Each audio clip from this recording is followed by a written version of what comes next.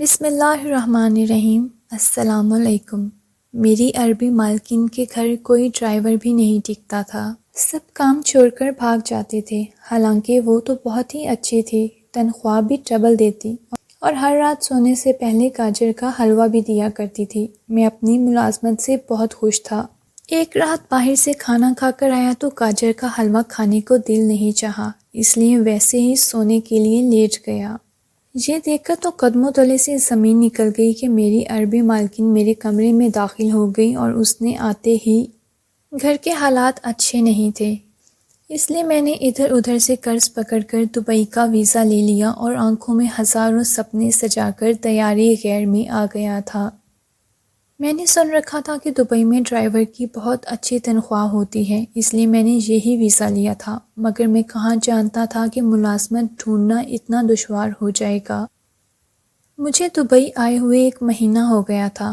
میرے پاس جتنے پیسے تھے سارے ختم ہو چکے تھے اور اب تو مجھے ایک وقت کا کھانا کھا کر دوسرے وقت پانی پر گزارا کرنا پڑ رہا تھا۔ میں بہت مایوس ہو گیا تھا، مگر پاکستان لوٹ نہیں سکتا تھا۔ میں کس منہ سے واپس جاتا کہ میں نے تو اپنا قرض بھی نہیں اتارا تھا۔ میں نے اپنے ایک دوست سے درخواست کی تھی کہ مجھے کوئی ملازمت ڈھونڈ دو۔ وہ کہنے لگا میری نظر میں ایک ایسی عربی خاتون موجود ہے جس کو ڈرائیور کی بہت ضرورت ہے۔ میں بہت خوش ہو گیا اور بولا مجھے جلدی سے اس کے پاس لے چلو۔ میرا دوست کہنے لگا ابھی اتنی جلدی مت کرو، پہلے سن تو لو۔ وہ عورت صرف جوان مردوں کو ہی ملازمت پر رکھتی ہے، اس عورت کے گھر ملازمت کرنا آسان کام نہیں ہے۔ جو بھی وہاں کام کرتا ہے زیادہ دیر تک نہیں ٹکتا، حالانکہ وہ تنخواہ بھی ڈبل دیتی ہے۔ میں بولا جیسے بھی سخت سے سخت حالات ہوں گے میں یہ ملازمت کرنے کو تیار ہوں، تم بس مجھے وہاں لے چلو۔ میرا دوست مجھے عربی خاتون کے گھر لے گیا تھا۔ اس عورت نے میرا ڈرائیونگ لائسنس دیکھا اور ملازمت پر رکھ لیا تھا۔ میری خوشی کی کوئی انتہا نہ رہی تھی۔ میں دل ہی دل میں ڈر بھی رہا تھا کہ نہ جانے میری مالکن کتنی کرخت ہوگی، مگر مجھے حیرت تب ہوئی جب عورت کہنے لگی کہ میں تم پر زیادہ بوجھ نہیں ڈالوں گی، تم مجھے دن میں صرف ایک بار خریداری کرنے کے لیے لے کر جاؤ گے۔ میں خوش ہو گیا تھا، اب میں سارا دن فارغ رہتا تھا۔ مالکن تنخواہ بھی ڈبل دیتی اور ہر رات سونے سے پہلے گاجر کا حلوہ بھی کھانے کو دیا کرتی تھی۔ مجھے تو ایسا لگنے لگا تھا کہ میری لاٹری لگ گئی۔ مجھے حیرت کی بات یہ لگتی تھی کہ جس کسی کو بھی پتہ چلتا کہ میں اس عربی عورت کے گھر ملازمت کر رہا ہوں تو وہ مجھے عجیب سی نظروں سے دیکھنے لگتے تھے، جیسے میں کوئی بہت ہی غلط کام کر رہا ہوں۔ مجھے اب کچھ شک سا ہونے لگا تھا، کیونکہ کوئی بھی اتنا سخی نہیں ہوتا کہ ذرا سے کام کے عوض اتنی زیادہ تنخواہ دے، اور پھر رہائش کے ساتھ ساتھ کھانا پینا بھی بالکل مفت تھا۔ میں رات کا کھانا کھا لیتا تو عربی مالکن میرے لیے گاجر کا حلوہ لے کر آتی، جسے کھاتے ہی مجھے نیند سی آنے لگتی تھی اور پھر صبح بڑی دیر سے آنکھ کھلتی تھی۔ کام تو مجھ پر زیادہ تھا نہیں، مگر نہ جانے میں کمزور کیوں ہوتا جا رہا تھا۔ میری نیند بھی پوری ہو رہی تھی، مگر میری آنکھوں کے گرد سیاہ حلقے بھی بنتے جا رہے تھے۔ اب میں وقت گزاری کے لیے دوست بنانے لگا تھا، جیب میں پیسے بھی بہت تھے، دبئی کی سیر کرنے کے لیے نکل جایا کرتا تھا۔ آج جب باہر سے کھانا کھا لیا گھر واپس لوٹا تو مالکن مجھے بڑی پریشان سی نظر آئی تھی۔ وہ کہنے لگی صفدر جلدی سے کھانا کھا لو۔ میں بولا مالکن میں تو کھانا کھا کر رہا ہوں۔ مالکن کا چہرہ زرد پڑ گیا تھا۔ وہ کہنے لگی تمہیں جب گھر کا صاف ستھرا پکا پکایا کھانا مل رہا ہے تو پھر باہر سے کھانے کی کیا ضرورت ہے؟ مجھے یہ سمجھ نہیں آ رہا تھا کہ مالکن مجھ پر غصہ کیوں کر رہی تھی۔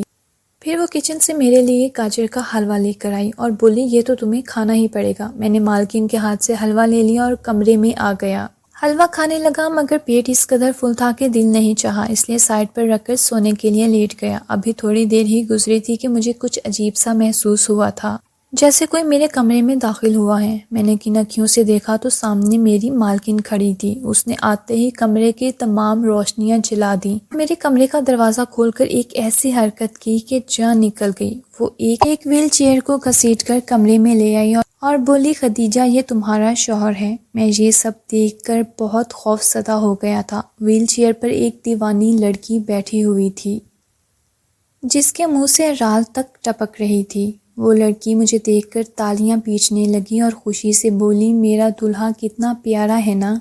پھر وہ کہنے لگی میرے دولہے کو جگا دو، میں اس سے بات کرنا چاہتی ہوں۔ میری مالکن کہنے لگی تمہارا دولہا بیمار ہے، جاگ گیا تو طبیعت بگڑ جائے گی، تم اب میرے ساتھ چلو۔ تھوڑی دیر بعد مالکن اس دیوانی لڑکی کو کمرے سے باہر لے گئی تھی۔ یہ سب بہت پریشان کن تھا، میں ساری رات سو نہیں پایا تھا۔ صبح ہوئی تو مالکن کے پاس چلا گیا اور بولا میں یہ ملازمت چھوڑنا چاہتا ہوں۔ میری بات سن کر مالکن بوکھلا گئی تھی۔ وہ کہنے لگی کیا تم نے رات میں گاجر کا حلوہ نہیں کھایا تھا؟ میں بولا ہاں، آپ درست سمجھی ہیں، میں نے وہ حلوہ نہیں کھایا تھا، میں سب کچھ اپنی آنکھوں سے دیکھ چکا ہوں، آپ یہ سب کیا کہہ رہی ہیں؟ میری مالکن رونے لگی تھی۔ اس نے میرے آگے ہاتھ جوڑ دیا اور بولی بیٹا مجھے معاف کر دو، میں نے یہ سب بڑی مجبوری میں کیا ہے۔ میری دنیا جہان میں صرف ایک ہی بیٹی ہے اور وہ بھی پاگل ہے۔ میرا شوہر کروڑ پتی تھا، وہ انتقال کر گیا تو اس کی ساری جائیداد میرے نام پر منتقل ہو گئی، مگر مجھے کوئی بھی چیز خوشی نہیں دے پاتی۔ کچھ عرصہ ہوا ہے کہ میری بیٹی کو شادی کا شوق ہو گیا ہے، وہ چاہتی ہے کہ میرا کوئی دولہا ہو۔ میں نے جگہ جگہ اس کے رشتے ڈھونڈے مگر کوئی بھی اسے شادی کرنے پر رضامند نہیں ہوا، اس لیے مجبوراً میں یہ سب کرنے لگی۔ میں ڈرائیور کو بہت زیادہ تنخواہ دیتی اور رات میں گاجر کے حلوے میں نیند کی دوا شامل کر کے انہیں کھلا دیتی اور پھر اپنی بیٹی کو ڈرائیور کے کمرے میں لے جاتی کہ یہ تمہارا شوہر ہے۔ اتنی سی چیز سے میری بیٹی بے انتہا خوش ہو جاتی تھی، مگر پھر آہستہ آہستہ جب میرے ڈرائیور کو علم ہو جاتا کہ میں یہ سب کر رہی ہوں تو وہ یہ ملازمت چھوڑ کر بھاگ جاتے۔